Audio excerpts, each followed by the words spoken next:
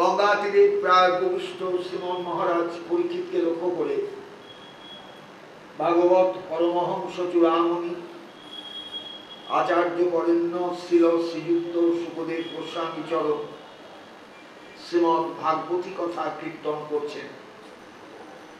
পরবর্তীকালে কলিযুগের সূচনা পর্বে শ্রী নৈমিষারণ্যে সৌনকারী 60,000 ঋষিকে লক্ষ্য করে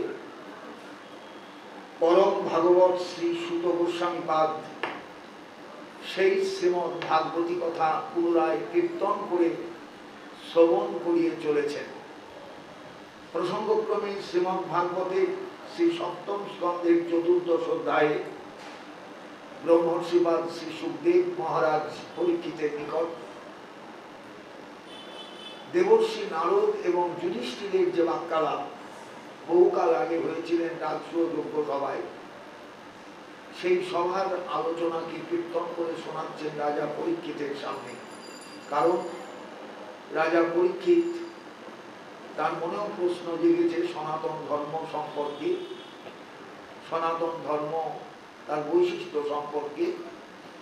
তাই সুখদেব গোস্বামী পাদ নিজের কথায় না গিয়ে পুরোপুরি একটা ঐতিহাসিক কনভারসেশন, যা বহুকাল আগে হয়েছিলেন রাজসূয় যজ্ঞ সভায় যুধিষ্ঠির এবং নারদের মধ্যে, সেই কথাগুলোকেই পুনরায় আলোচনা করছেন, কীর্তন করছেন। আজ 1428 বঙ্গাব্দের প্রথম দিন। বাংলার এই সনের প্রথম সূচনা আমার ধারণা আকবরের সময় থেকে হয়েছিল। সম্রাট আকবর, আপনারা জানেন, তিনি মহামতি আকবর নামে পরিচিত ছিলেন ভারতবর্ষের ইতিহাসে। যদিও তিনি মুসলিম শাসক ছিলেন, তথাপি হিন্দুর প্রতিও তার একটা শ্রদ্ধাবোধ ছিল। মোগল সম্রাট সবাই যে অত্যাচারী ছিলেন তা নয়, আকবর ছিলেন সেই অর্থে ব্যতিক্রমী একজন প্রশাসক। অথচ তিনি নিজে মূর্খ ছিলেন, পড়াশোনা জানতেন না। কারণ বাবর এসেছিলেন ফরগনার থেকে, বাবরের পরে হুমায়ুন, হুমায়ুনের পরে আকবর। হুমায়ুন তখন শেরশাহের তাণ্ডবে, মানে শেরশাহের সঙ্গে পেরে উঠতে না পেরে পালিয়ে গিয়েছিলেন, এবং সেই সময় পথে চলতে চলতে আকবরের জন্ম হয়। তখন তার স্ত্রী অন্তঃসত্ত্বা ছিলেন। পরবর্তীকালে সেই আকবরই, মানে সেই হুমায়ুনের সন্তানই ভারতবর্ষের মোগল সাম্রাজ্যের সর্বশ্রেষ্ঠ ভিত্তি স্থাপক হিসাবে পরিচিত হন। মোগল সাম্রাজ্য এতদূর কোনোভাবেই ব্যক্ত হতো না যদি না আকবরের মতো প্রশাসক মাথার উপর না থাকতেন। তিনি মুসলিম হলেও কিন্তু ভারতবর্ষ থেকে চিনেছিলেন। সবাই কিন্তু ভারতবর্ষকে চিনতে পারে না। কেউ বলে এটা হিন্দুদের দেশ, কেউ বলে এটা মুসলমানদের দেশ। তা নয়, কিন্তু ভারতবর্ষ সকলের দেশ। এটা যারা বলবেন তারা ভুল বলবেন। কারণ ভারতবর্ষ যুগ যুগ ধরে বহু মানুষের লীলাভূমি, সারা পৃথিবীর মানুষ এখানে এসেছে। এদেশের সংস্কৃতিতে পুষ্ট হয়েছে, এদেশের ঐতিহ্যে পুষ্ট হয়েছে, এদেশের ধর্মবোধে তারা রীতিমতো সমৃদ্ধ হয়েছে। এটা কিন্তু না বুঝলে ভারতবর্ষকে চেনা যাবে না। আমরা ভারতবর্ষকে এখন ভুল ভাবে ব্যাখ্যা করতে শুরু দেখতে পাচ্ছি। ভুল ব্যাখ্যা হচ্ছে এগুলো, যে ভারতবর্ষ হিন্দুদের দেশ। ভারতবর্ষ হিন্দুদের দেশ কোনোদিনই ছিল না। সুদূর অতীতের পেছনে চলে যান। রবীন্দ্রনাথের কবিতায় রবীন্দ্রনাথ লিখছেন, রণধারা বাহি জয় গান গাহি, উন্মাদ কলরবে ভেদি মরুপথ গিরিপর্বত, যারা এসেছিল সবে তারা মোর মাঝে সবাই বিরাজে, কেহ নহে নহে দূর, আমার শনিতে হয়েছে ধ্বনিত তার বিচিত্র সুর। এই বিচিত্র সুরের দেশ হলো ভারতবর্ষ। এখানে কোনো একটা বাজনা বাজে না, এখানে সকলের বাজনা বাজে। এখানে পার্সিকের বাজনা বাজে, এখানে বিদেশাগত গ্রিকদের বাজনা বাজে। আপনারা ভাবতেই পারবেন না যে একসময় গ্রিকরা ভারতবর্ষে কত দূর পর্যন্ত ছড়িয়েছিল। মধ্যপ্রদেশে একটা গরুর স্তম্ভ আছে, একজন গ্রিক ভক্তের প্রতিষ্ঠিত গরুর স্তম্ভ আজও আছে। ভাবতেই পারবেন না। সেই গ্রিক মানুষটি তো গ্রিস দেশের মানুষ, কিন্তু সে এদেশে এসে এদেশের সংস্কৃতিতে অত্যন্ত পরিশুদ্ধ হয়ে সে গরুর স্তম্ভ স্থাপন করেছিল। কারণ গরুর স্তম্ভ স্থাপন করাটা হলো হিন্দু ধর্মে ভগবান বিষ্ণুর একটা বিশেষ সেবা। তো মানে সেবার পুষ্টি সাধন।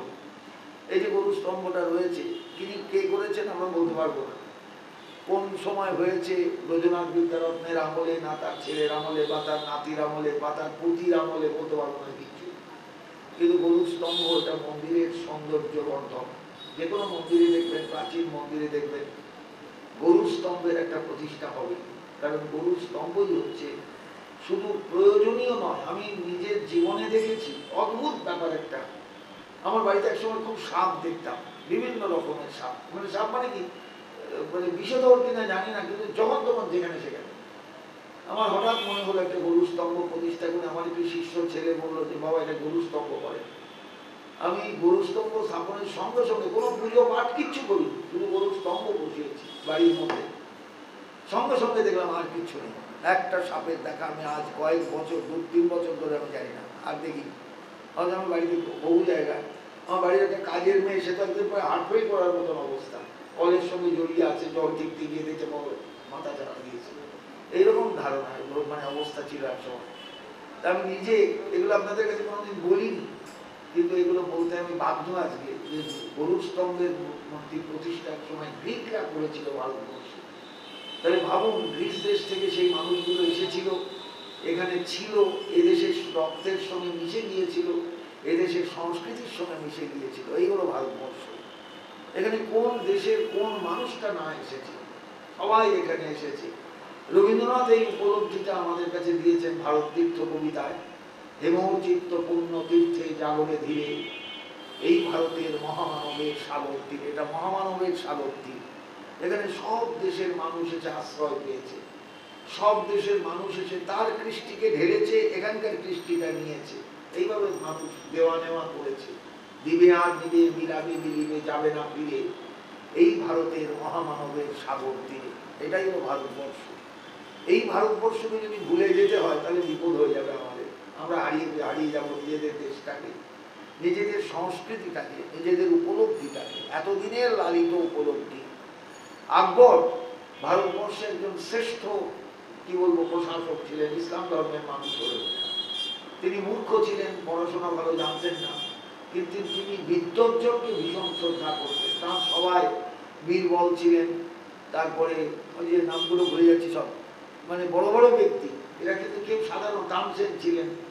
এরা সব আকবরের সভা আলোকিত করেছিলেন, এবং এদের দ্বারাই তিনি রীতিমতো চালিত হতেন। এদের বুদ্ধি নিতেন, এদের সমর্থন, এদের নানা রকমের সংস্কারের জন্য সমর্থন করতেন, যে কি কি সংস্কার করলে ভারতের হিন্দুরাও সন্তুষ্ট হবে, মুসলমান যারা তারাও সন্তুষ্ট হবে। এই ছিল আকবরের একটা অদ্ভুত আচরণ, যার জন্য ইতিহাসে তিনি মহামতি আকবর নামে পরিচিত। যারা একটু ইতিহাস পড়েন, ইতিহাস পড়েছেন, তারা নিশ্চয়ই জানবেন সেই সম্মান আওরঙ্গজেব পাননি, সেই সম্মান শাহজাহানও পাননি, সেই সম্মান কিন্তু পরবর্তীকালে কোনো মোগল সম্রাট পাননি, একমাত্র পেয়েছেন আকবর। এবং আকবরের সময় এই বাংলা বঙ্গাব্দটা চালু হয়। হিজরির সঙ্গে মিশিয়ে, হিজরির সঙ্গে রীতিমতো একটা সম্পর্ক রেখে তিনি বাংলার শকাব্দকে হিসাব করে এই শকাব্দের সূচনা করেন, যার আজকে 1428 বঙ্গাব্দ সূচনা হলো। এটা কিন্তু আকবরের সময় থেকে, কারণ এইভাবেই কিন্তু সংস্কার হয়েছে বহু সময়ে এই তারিখগুলো। ইংরেজি আমরা জানি যে ভারতবর্ষে যীশু খ্রিস্টের ব্রিটিশ শাসন যেহেতু 180 বছর এখানে হয়েছে, ব্রিটিশরা তাদের সিস্টেম চালু করবেই, এবং তারা চালু করেছিল। সেই খ্রিস্টাব্দ আমাদের চলছে এখন, যেহেতু সারা পৃথিবী এই খ্রিস্টাব্দকে মানে, এই জন্য আমাদেরও মানতে হয়। কিন্তু ভারতবর্ষে অনেকগুলো কিছু কিন্তু চলে। দেখবেন বিক্রমাব্দ বলে একটা, পাঁজি খুলে দেখবেন বিক্রমাব্দ বলে একটা অব্দ আছে। অর্থাৎ বিক্রম, যিনি আমাদের গুপ্ত বংশের শ্রেষ্ঠ সম্রাট ছিলেন, বিক্রমাদিত্য, যে বিক্রমাদিত্য সম্পর্কে আমরা অনেক গল্প কাহিনী পাই, এর একটা সম্ভব চালু আছে। সেই সম্ভবটার নাম বিক্রমাব্দ। শকাব্দ অর্থাৎ শকরা এক সময় ভারতবর্ষে আক্রমণ করতো, শক, হুন, দল, পাঠান, মোগল এক দেহে ওরলি। এই শকরা কিন্তু বাইরের লোক, এরা ভারতবর্ষ আক্রমণ করতো। ভারতবর্ষের ম্যাপটা চিন্তা করবেন, এই যে উত্তর এবং পশ্চিম যে কোনাটা, খাইবার গিরিপথ, যে গিরিপথ দিয়ে ইউরোপ পর্যন্ত হেঁটে চলে যাওয়া যায়, ওখানে কিন্তু সমুদ্র পার হতে হবে। আপনি ইউরোপ চলে যেতে পারবেন হাঁটা পথে, একদম খাইবার পাস দিয়ে। তার নামই খাইবার পাস। তা সেই খাইবার পাস দিয়ে অজস্র মানুষ এক সময় ভারতবর্ষে আসতো, গাধার পিঠে চড়ে, উটের পিঠে চড়ে, রুক্ষ মালভূমি, সেই মালভূমির ভেতর দিয়ে আসতো। সেই জন্য রবীন্দ্রনাথ কবিতায় লিখছেন, রণধারা বাহিনী জয়গান গাহি, উন্মাদ কলরবে, ভেদি মরুপথ গিরিপর্বত, যারা এসেছিল সবে, তারা মোর মাঝে সবাই বিরাজে, আমাদের মধ্যেই সবাই তারা আছে। কেহ নহে নহে দূর, আমার শনিতে হয়েছে ধ্বনিত তার বিচিত্র সুর। এখানে তানসেনের অসাধারণ যে তার সঙ্গীত সৃষ্টি, সেটা এই ভারতবর্ষেই হয়েছে। তানসেন যার কাছে শিক্ষা নিয়েছেন, তিনি ছিলেন বিখ্যাত একজন সাধক হরিদাস স্বামী। তার বিগ্রহ বৃন্দাবনে গেলেই দেখতে পাবেন, হরিদাস স্বামীর মন্দির, হরিদাস স্বামীর বিগ্রহ আজও বৃন্দাবনে আছে। অথচ এই তানসেন হিন্দু ছিলেন, পরবর্তীকালে বাধ্য হন ইসলাম ধর্ম নিতে। যেহেতু দরবারের সবাই ইসলাম ধর্মাবলম্বী হতে, তানসেনও ইসলাম হয়ে যান, মুসলিম হয়ে যান, তখন মিয়া তানসেন নামে তার পরিচয় হয়। পরবর্তীকালে সেই তানসেন ছিলেন সঙ্গীতের একজন বিখ্যাত সাধক, বিখ্যাত, চিন্তাই করা যাবে না। তা যাই হোক, এই হলো ভারতবর্ষ।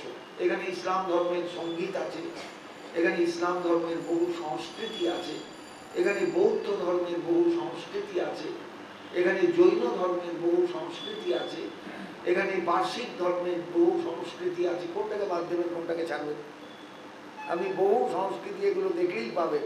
আমি তো বলি বারবার, বৌদ্ধ ধর্ম চলে গেছে, বৌদ্ধ ধর্মের পঞ্চমন্ত্রটা আমরা এখনো ব্যবহার করছি সবাই, ঘরে বাইরে সর্বত্র বৌদ্ধ সংস্কৃতি। এরকম বৌদ্ধ সংস্কৃতি বহু জায়গায় লুকিয়ে চলিয়ে আছে। এই যে সন্ন্যাসীগুলো হলেন, এসব সন্ন্যাসী সন্ন্যাসী নয়, কিন্তু ভারতীয় হিন্দু ধর্মের এগুলো সন্ন্যাসী নয়, একটাও হিন্দু ধর্মের নয়। এদের সঙ্গে কথা বলে দেখবেন, এই যারা সন্ন্যাসী হলো দিন সাথে ধরে, চৈত্রের সংক্রান্তি, গাজনের সংক্রান্তি, গাজনের সন্ন্যাসী, চৈত্রের সন্ন্যাসী, এরা সব বৌদ্ধ ধর্মের, সব মানে একটা সংস্কৃতি। সব চড়ক হলো, জানি না এবছর নবদ্বীপে চড়ক হয়েছে কিনা, তা চড়ক যদি হয়ে থাকে, চড়কটা বৌদ্ধ সংস্কৃতি, গাজনটা বৌদ্ধ সংস্কৃতি। আপনি কোনটাকে বাদ দেবেন, কোনটাকে ছাড়বেন? ভারতবর্ষে তো বৌদ্ধ নেই বললেই চলে, কিন্তু বৌদ্ধ সংস্কৃতিগুলো যে রয়ে গেছে, তাকে আমি কি করে ছাড়বেন? এই যে হলুদ কাপড় পরে সন্ন্যাসীরা ঘুরে বেড়ালো, এই হলুদ কাপড়টা তো কাঁসায় রং, এটা তো বৌদ্ধদের রং, বৌদ্ধ সন্ন্যাসীদের কাপড়। যারা এইসব সম্পর্কে ধারণা নিয়ে চলেন তারা বুঝতে পারবেন, আর যাদের এসব সম্পর্কে কোনো ধারণা নেই তারা কিছু বুঝতে পারবেন না, যে আমরা বিভিন্নভাবে আমরা বিভিন্ন সংস্কৃতিকে নিয়ে চলছি সবাই। অতএব এখানে আপনি হিন্দু সংস্কৃতি সব কোথায় পাবেন? এর মধ্যে বহু সংস্কৃতি ঢুকে আছে। এবার সবাইকে তাহলে বাছাই করতে হবে, তাহলে সন্ন্যাসীগুলোকে পিটিয়ে মারিয়ে তাড়িয়ে দিতে হবে, তা তো নয়। আমাকে সবাইকে চাই, সবাইকে প্রয়োজন। এই যে 7 দিনের জন্য সন্ন্যাসী হলো, কাঁটা খেলা হলো, তারপরে সেই আগুনে ঝাঁপ হলো, বটির ওপর ঝাঁপ হলো, ধারালো বটির ওপর, এগুলো সব বৌদ্ধ সংস্কৃতি, এগুলো একটাও হিন্দু সংস্কৃতি নয়। কোথাও ভারতের কোনো গ্রন্থে শিবের পুজোয় আপনি মরা খেলা, মরা নাচানো সব পাবেন না, এগুলো সব বৌদ্ধ সংস্কৃতি। কারণ পরবর্তীকালে বৌদ্ধ ধর্মটা তন্ত্র ধর্মের সঙ্গে মিলে ঝুলে একাকার হয়ে গিয়েছিল। রীতিমতো তিব্বতী তন্ত্রাচার, চীনা তন্ত্রাচার ভারতবর্ষে এসে চারদিকে ছড়িয়ে গিয়েছিল। কামাখ্যায় গেলে আপনি এখনো চীনের তন্ত্রের অনেক কিছু অনুষ্ঠান পাবেন, তিব্বতী তন্ত্রের অনেক কিছু অনুষ্ঠান পাবেন কামাখ্যায় গেলে। তখন কি বলবেন, কামাখ্যা আমাদের দেশের মা কালীর উপাসনা, তখন দেখবেন তন্ত্রের উপাসনা কোথায় চলে গিয়েছে, আপনি হারিয়ে যাবেন, একদম কিছু বুঝতে পারবেন না, যদি আপনার ধারণার মধ্যে না থাকে যে ভারতবর্ষটা বহুত্ববাদের দেশ, এটা হিন্দুত্ববাদের দেশ নয়। কথাটা বুঝলাম, বোঝাতে পারলাম? এটা বহুত্ববাদের দেশ, এখানে সব কিছু আছে। এখানে ইসলাম ধর্মের অনুষ্ঠান, আপনার পেটে, ছেলের পেটে ব্যাটা করছে, আপনি দৌড়ে মসজিদে গিয়ে জল পড়া নিয়ে আসছেন, দেখবেন কত মেয়ে ছেলে এখানে লাইন দেয় মসজিদে এসে। এই মসজিদটা বেশি দূর যেতে হবে, এই যে কোনার মসজিদটা, আপনি দেখবেন সন্ধ্যেবেলায় সেখানে বসে কোনো মুসলিম কোনো ইমাম সে জল পড়া দিচ্ছে, আপনি জল পড়া খাওয়াচ্ছেন, আপনার বাচ্চার পেটটা কেমন করছে। ড্রাই ওয়াটার খাওয়াবেন না, আপনি খাওয়াবেন গিয়ে ওই মুসলিমের দেওয়া জল পড়া, খাওয়াচ্ছেন না?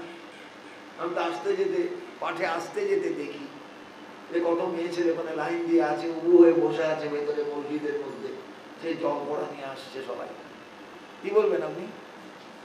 ধর্মটা কি আমাদের সেই হেসেলের মধ্যে আছে? ধর্মটা কি আমাদের ঠাকুর ঠাকুর ঘরে আছে না, ধর্ম সর্বত্র ছড়িয়ে আছে এবং বহুত্ববাদী ধর্ম, অসাধারণ এর উপলব্ধি।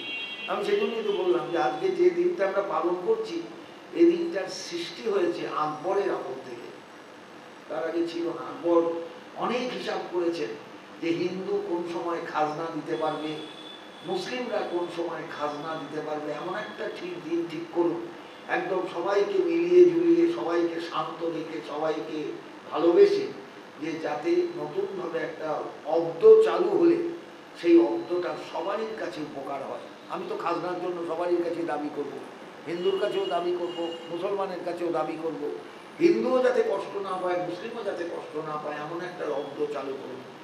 তার সবার পণ্ডিতরা হলেও নবরত্নের মতন, ওই বিক্রমাদিত্যের মতনই নবরত্ন ছিল একবারে, তারা সবাই দেখে শুনে এই নূতন বঙ্গাব্দ চালু করলে মুসলিম হিজরি অব্দের সঙ্গে মিলিয়ে ঝুলিয়ে, যাতে কারোর কোনো ক্ষোভ না সৃষ্টি হয়। ভাবতে পারবেন একটা সম্রাটের কাজ কতখানি, দুম করে একটা কোনো মানে চাপিয়ে দেওয়া নয়, তাকে অনেক চিন্তা করে এই অব্দটা চালু করতে হয়েছে।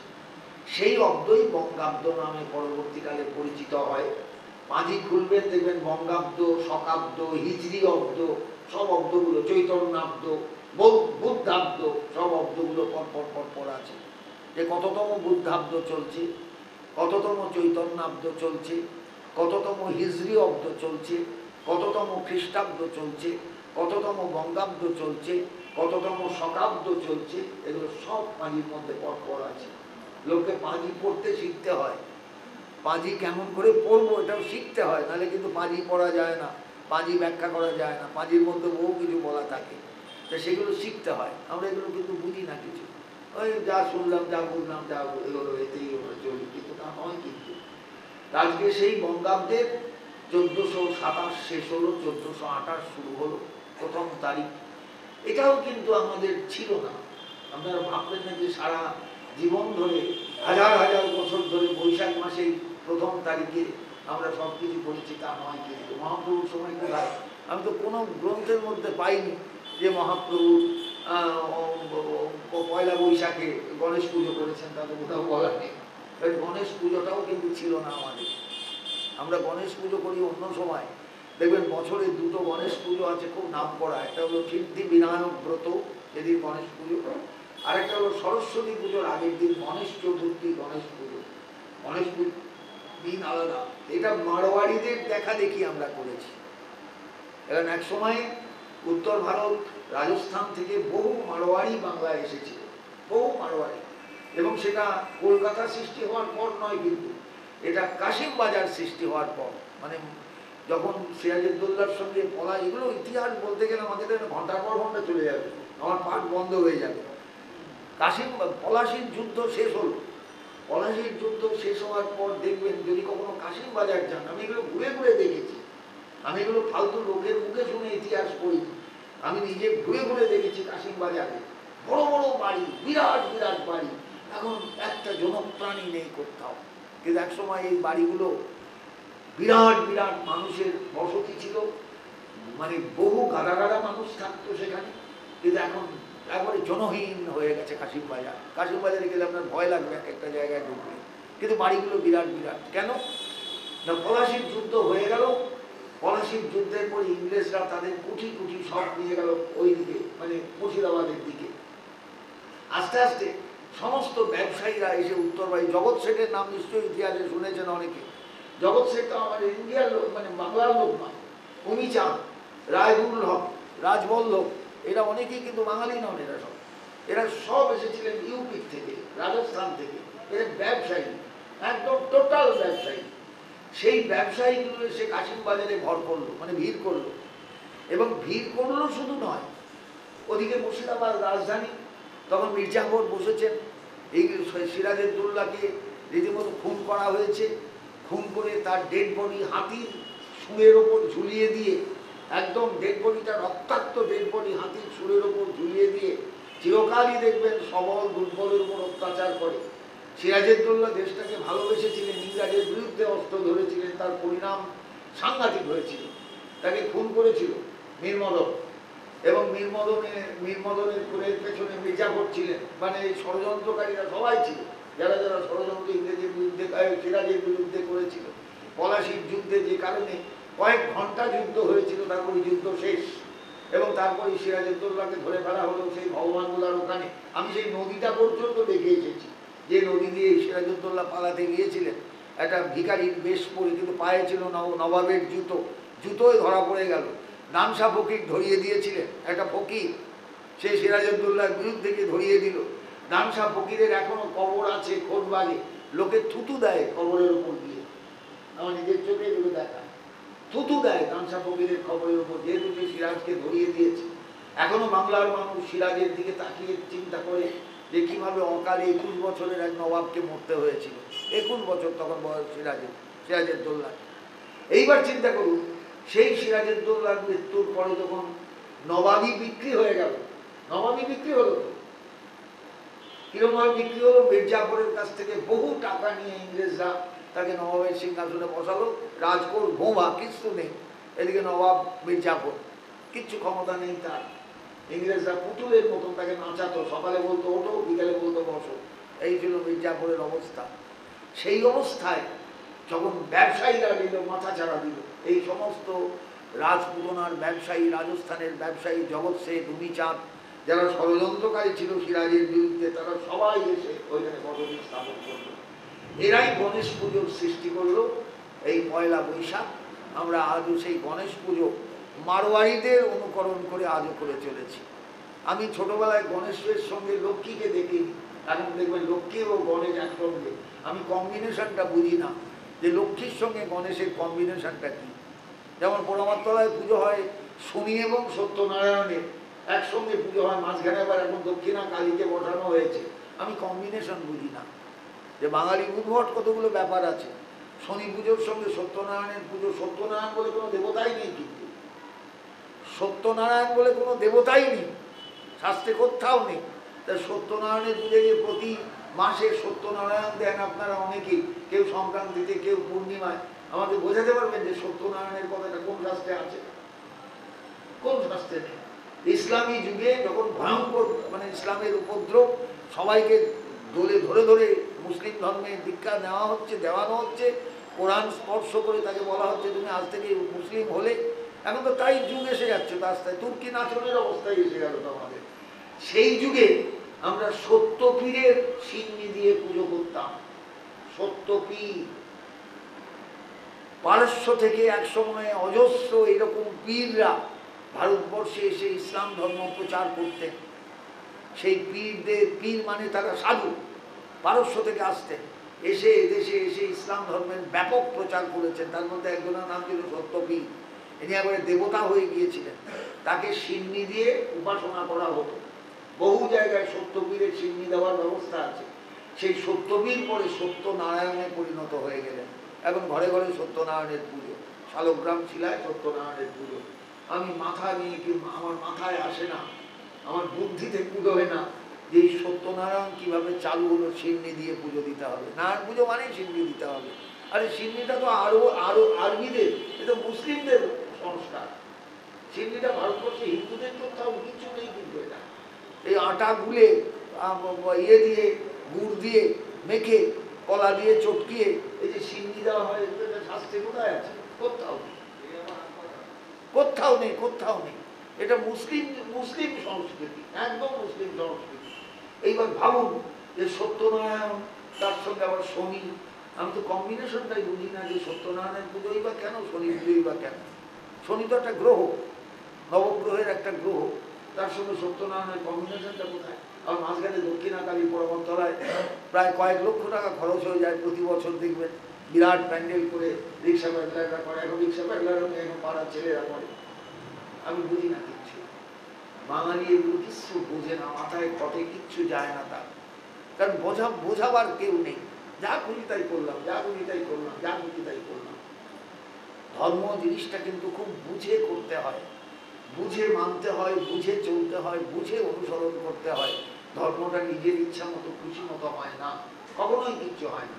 এই যে সত্যনারায়ণের পুজো হয়, বহু বাড়িতে পুজো হয় মোকাম দিয়ে, দেখবেন হাট এই চৌকির মধ্যে মাঝখানে একটা পান, তার উপর একটা কলা, তার উপর একটা পাটালি, তার উপর একটা সুপুরি, তার উপর একটা পয়সা বা একটা মুদ্রা, এখানে একটা, এখানে একটা, এখানে একটা, এখানে একটা, এখানে একটা।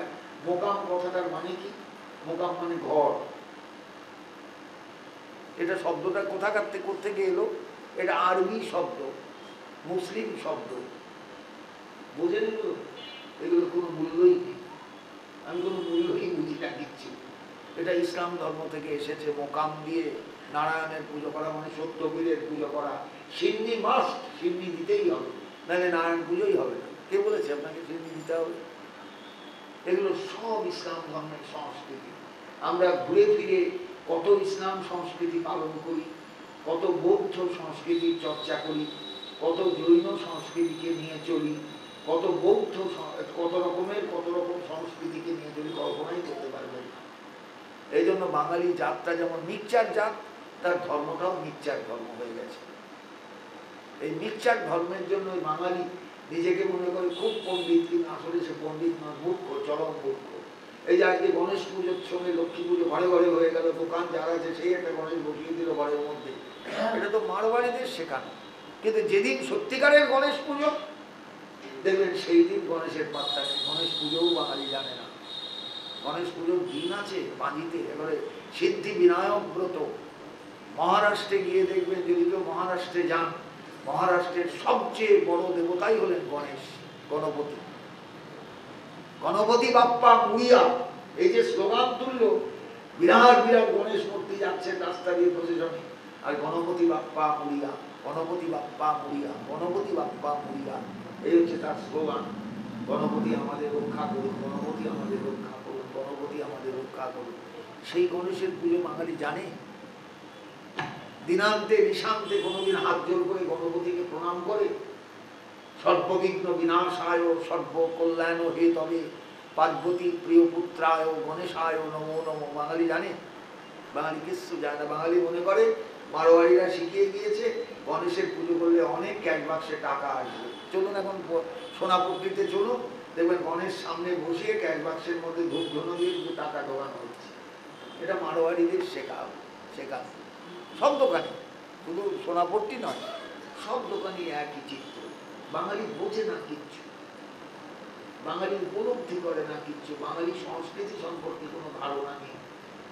যেহেতু বাঙালি একটা মিক্সচার জাতি, সেই জন্য সবকিছুতেই তার মিক্সচার। আগেকার দিনে ডাক্তাররা মিক্সচার দিত ছোট ছোট শিশুদের, মনে আছে? কেটে কেটে কাগজ কেটে কেটে দাগ দাগ দিয়ে, এই 10 দাগ দিলাম, 10 দাগ শেষ হল, তারপর আমার কাছে আসবে।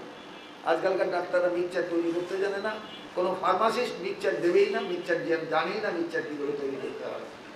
কেউ দেবে? কোনো ডাক্তারখানায় কোথাও দেবে না। কিন্তু আমি দেখেছি রঞ্জিত ডাক্তার মিক্সচার দিতেন, কানাই সাহেব প্রথম দিকে মিক্সচার দিতেন, যোগেশ ডাক্তার মিক্সচার দিতেন, এরা মিক্সচার দেওয়ার ডাক্তার। তারপরে ওই আমাদের ভট্টাচার্য, ওই অবনীজীবন, ভালো ডাক্তার, এসব নবদ্বীপের নাম করা ডাক্তার, মিক্সচার দিতেন। তারা মিক্সচার দিয়ে রোগ সারাতেন।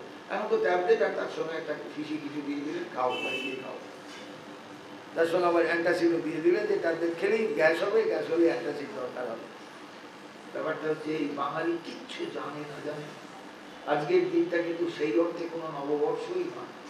আমরা এক সময় দূরের দিন থেকে নববর্ষ পালন করতাম। এটার একটা ঠিক আছে, একটা রূপ আছে, ভারতবর্ষের সঙ্গে একটা মিল আছে। যে দোলের দিন হচ্ছে সূর্যের দক্ষিণ উত্তরায়ণের যাত্রার একটা বিশেষ দিন, দোল পূর্ণিমার দিন। এই দিন সূর্যদেব উত্তর দিকে সেই পৌষ সংক্রান্তিতে যাত্রা শুরু করেছিলেন। এইবার উত্তর দিকে যাত্রাটা তার শুরু হয়েছে।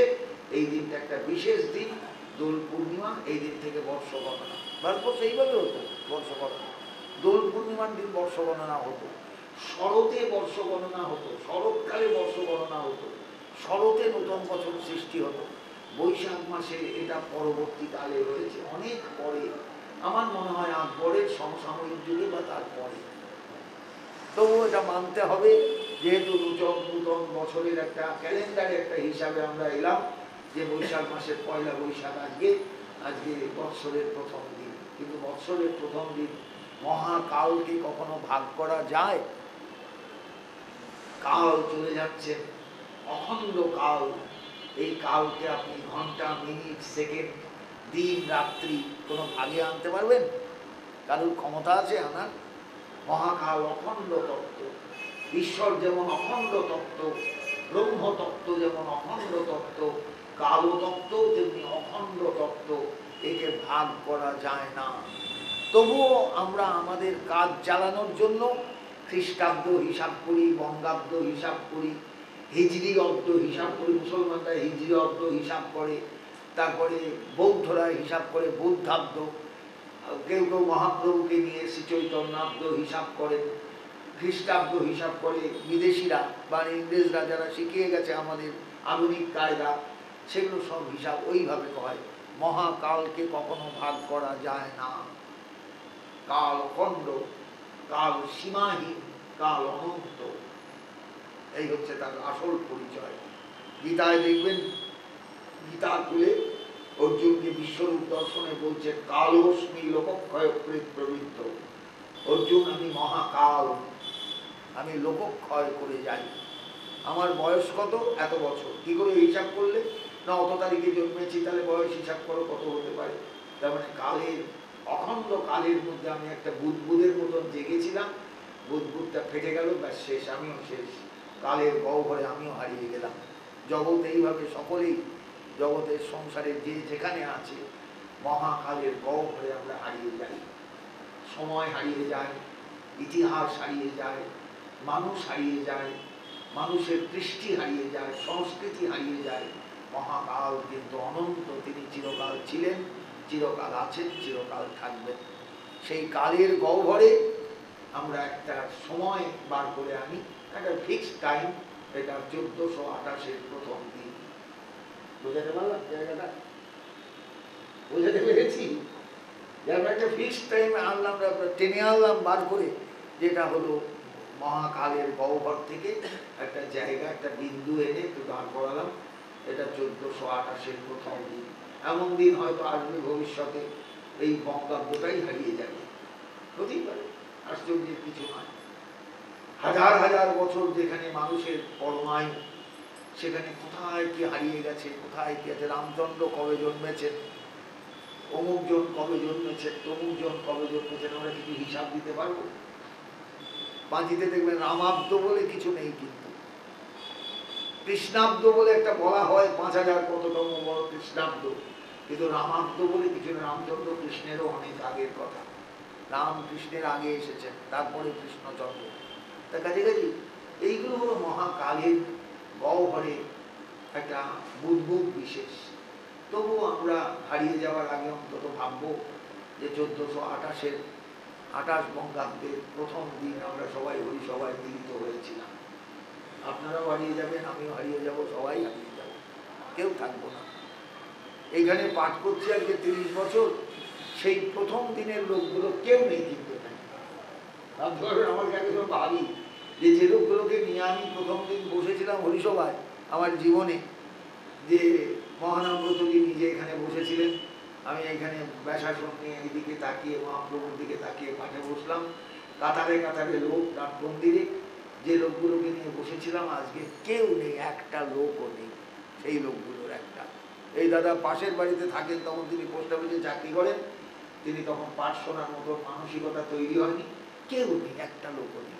সেই লোকগুলো একটাও নেই, কিন্তু আমি কেবল আছি। আমি পাঠ করতে বসেছিলাম, মহানামব্রতজি এখানে বসেছিলেন, ওই জায়গায় ওই ছেলেটা বসে আছে ঠিক ওই জায়গাটায়। মানে আমি পাঠ করতে এসেছি, এত খুশি হয়েছেন বৃদ্ধ, ওই যে যার মূর্তি এখানে রয়েছে মহানামব্রত ব্রহ্মচারী, এত খুশি হয়েছেন, নিজে চলে এসেছেন মহানাম মঠ থেকে, এখানে হাঁটতে হাঁটতে এসে বসেছেন। আমাকে বললেন তুমি পাঠ করবে এখানে, আমার ওখানেও তো পাঠ করো, আমি তোমার ওখানে আসন করে দেবো। দেখবেন মহানাম মঠে গিয়ে বিশাল একটা, ওই যে নতুন দরজাগুলোকে কি বলে, কোলাপস, কোলাপস না তো, ওই যে গড় গড় গড় গড় করে ওঠে না ভাই, শাটার, শাটার। উনি বলেন আমি তোমার ইয়ে করে দেবো, পরবর্তলার কোনো আওয়াজ তোমার এখানে আসবে না বলে শাটার তৈরি করে দিলেন। সেই শাটার কিন্তু আমার পাঠের জন্য তৈরি করে দিয়েছিলেন মহানামব্রতজি। এই ফ্যানগুলো গুরুকুঞ্জে ছিল, গুরুকুঞ্জ থেকে মহানাম মঠে এলো, মহানাম মঠ থেকে পাঠ এখানে এলো, আমিও ফ্যানগুলো নিয়ে এলাম। বিবেকদাকে বললাম, বিবেকদা এখানে একটা ফ্যান ছিল, এই মাথার উপর একটা ফ্যান, আর কোনো ফ্যান ছিল না। এত লোক এখানে ঘুরবে না, ফ্যান নেই। মহানাম মঠ থেকে ফ্যানগুলো নিয়ে এলাম, সেই ফ্যানগুলো এখানে, যেহেতু মন্দির একই সম্প্রদায়, ওই জন্য আমি এখানে ফ্যানগুলো নিয়ে এলাম, ফ্যানগুলো চলছে আগে। ফ্যানগুলো কিন্তু পুরনো, ফ্যানগুলো আজও আছে। ফ্যানগুলো গুরুকুঞ্জে সব ভক্তরা দিয়েছিলেন, আজকের কথা নয়, অন্তত আজ থেকে অন্তত অন্তত 35 বছর আগের কথা, কি তারও 40 বছর আগের কথা, 35 বছর আগের কথা। এই ছাত্রটা আমার তখনও পাঠ করেছে, কিন্তু প্রথম দিনেও ছিল না এখানে। ঘটনা হচ্ছে এইভাবেই মহাকালের গহ্বরে আমরা সবাই হারিয়ে যাই, কাল হারিয়ে যায়, সময় হারিয়ে যায়, ইতিহাস হারিয়ে যায়, সব কিছু হারিয়ে যায়। আজকে সেই দিনটা এসেছেন আবার। গত বছর এমন দিনে কিন্তু পাঠ এখানে হয়নি, মনে আছে? গত বছর পয়লা বৈশাখ এখানে পাঠ হয়নি, একদম লকডাউন ছিল, একদম জনমানব শূন্য রাস্তা। পরিসভায় মধ্যে মধ্যে খবর নিতে আমি এসেছি যে অক্ষয় তৃতীয়ার দিন এখানে কটা লোক ছিল। আমি পারায়ণ করলাম, আর আমাদের পুরোহিত আমাদের পারায়ণ করলো, নারায়ণ পারায়ণ করলো, দুজনা পারায়ণ করলাম। বিবেকদা বললো কিচ্ছু করতে হবে না, আমি একটু প্রণামী দিয়ে গেলাম। বিবেকদা বললো এতেই আমার যা খরচ হয়ে যাবে, দিতে যাবে, সব খরচ নিতে যাবে। হয়ে গেল উৎসব, হয়ে গেল মহাপ্রভুর উৎসব। কটা মানুষ এসেছে, এবং অনধিক বেশি দিন লাগবে না, 2-1 দিনের মধ্যেই লকডাউন হয়ে যাবে আবার, দেখবেন। শুধু ভোটটার অপেক্ষা, ভোট লকডাউন হয়ে যাবে। এবং এবারের লকডাউন হলে কিন্তু দীর্ঘদিনের লকডাউন হবে, অন্তত মাস 6-এর জন্য নিশ্চিন্ত থাকুক। তার কারণ ভারতবর্ষের অবস্থা ভালো নয়, বাংলার অবস্থাও ভালো নয়। আমরা কে কখন হারিয়ে যাব, কে কখন করোনা আক্রান্ত হব। আর করোনা আক্রান্ত হওয়া মানে ডেড বডি পর্যন্ত রাস্তায় দেখা যাবে না, ডেড বডি যে কোথায় গণকবরে চলে যাবে তারই হত্যা নেই। এই হচ্ছে বর্তমান চেহারা। কাজী মহাপ্রভুর কাছে প্রার্থনা করি, আজকে বছরের প্রথম দিন, ভাগবতে এক ঢোকা হলো না আজকে, শুধু এইটুকু প্রার্থনা করি আমরা যেন সুস্থ থাকতে পারি, মহাপ্রভুর কাছে আবার আসতে পারি, এইটাই তার চরণে প্রার্থনা। বিবেকদা সুস্থ থাকুক, মন্দিরের যারা সেবক রাসবিহারী, গোলা, খগেন্দু, এরা সুস্থ থাকুক। এরা সুস্থ না থাকলে মন্দিরের সেবা চলবে না, মহাপ্রভু সেবা পাবেন না। আমরা তো বৈকেলে অতিথি আসছি, অতিথি হয়ে আসছি, আবার একটু দেখা দিয়ে বডি শো করে আবার চলে যাচ্ছি বাড়ি। কিন্তু মহাপ্রভু যারা নিত্য সেবা করছেন তারা কিন্তু সত্যিই আমাদের কাছে প্রণম্য, আমাদের কাছে একান্ত স্মরণীয় যে গৌরহরি সেবা পাচ্ছেন। ব্যাপারটা বুঝতে পারছেন? আমাদের এই মন্দিরে একটা পরিবেশ তৈরি হয়েছে, যে পরিবেশটা সত্যিই কিন্তু খুব আনন্দের, খুব তৃপ্তি। আমি এই বলেই প্রার্থনা করি মহাকালের চরণে। মনে রাখবেন সবসময় যে মহাকাল মহাকাল মহাকাল, এই কালের উপরে কিচ্ছু নেই। কাল সবকিছুকে গ্রাস করে নেয়, কাল সবকিছুকে নিয়ন্ত্রণ করে, কাল সবকিছুকে গিলে ফেলে নেয়, গিলে খায়। আমরা তার উপর দিয়ে কেউ জাল দিতে পারি না, আমরা সবাই সেখানে শিশু, সব হারিয়ে যাব, সব হারিয়ে যাব। সেই মহাকালরূপী জনার্দনকে, আমার বাবার কথাটা বারবার বলতেন, কালরূপিণে জনার্দনায় নমঃ। তিনি মহাকালরূপী, তিনি কালস্বরূপ হয়ে তিনি আমাদের সকলকে গ্রাস করেন, আবার সকলকে রক্ষাও করেন। তার কাছে রক্ষা যেন পাই, আমরা সবাই সুস্থ থাকতে পারি, রক্ষা পেতে পারি, এই প্রার্থনাটুকু গৌরবীর চরণে জানিয়ে, রাধারমণের চরণে জানিয়ে, বন্ধু সুন্দরের চরণে জানিয়ে, যারা এই 154 বছর এখানে এসেছেন, যারা এখানকার সেবক ছিলেন, যারা এখানে এসেছেন পাঠ শুনেছেন, যারা বিদেহী আত্মা, বিদেহী হয়ে আছেন, তাদের সকলকে প্রণাম জানিয়ে এই প্রার্থনাটুকু করি যেন তারা সকলে আমাদের প্রতি প্রসন্ন থাকে এবং আমাদের যেন সুস্থ রাখে, এটাই প্রার্থনা। আমি আজ মাঠে আর যাচ্ছি না, ভেতরে ঢুকছি না। আগামীকাল আবার যথার সময় আপনাদের সঙ্গে আমার দেখা হবে নতুন বছরে। এটাও আজকেও নতুন বছর, কিন্তু নতুন বছর আগামীকাল থেকে আমাদের পাঠের মধ্যে দিয়ে শুরু হবে, শ্রীমদ ভাগবতী কথা আলোচনার মধ্যে দিয়ে। ভাগবত আমাদের সকলকে রক্ষা করুন, সকলকে বাঁচান, সকলকে রক্ষা করুন, এই প্রার্থনাটুকু রেখে আপনাদের সকলকে আমার অন্তরের শ্রদ্ধা জানিয়ে, প্রণাম জানিয়ে আমি এখানে আমার আলোচনা শেষ করলাম। জয় নিতাই, জয় গৌর সুন্দর, জয় গৌর ভক্তবৃন্দ। ওম ধিয়ং সদা পরিভবগুণম অভীষ্ট দোহং, তীর্থাস্পদম শিবগিরিঞ্চিনুতম শরণ্যম, ধৃত্তার্তিহং